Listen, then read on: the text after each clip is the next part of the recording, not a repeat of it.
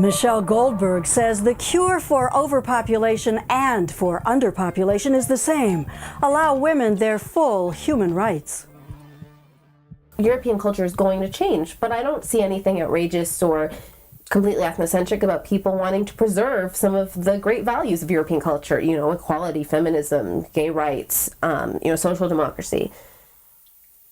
But what we see, and what I think is so interesting, is that the right has been obsessed with population decline for a long time in Europe, and they're constantly using it to say that, feminism is precipitating the death of Western civilization. Europe is going to be overrun by Muslims who are outbreeding us. But what we see is that after a certain level of development, there is an inverse correlation, or there's a direct correlation between patriarchy and rapid population decline.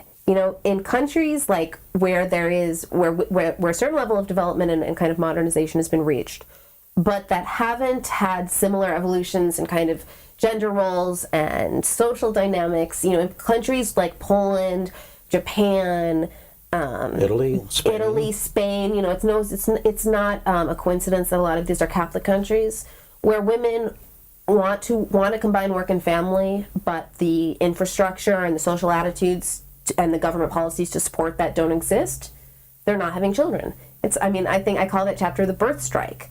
In countries that do make generous allowances for working women, France, Sweden, Denmark, Norway, birth rates are actually totally sustainable. And so again, what we see is that if you're really worried about overpopulation, and if you're worried about underpopulation, women's rights are the answer. And the deeper message, I think, is that when you give women kind of control over their own fertility, they will make the right decisions.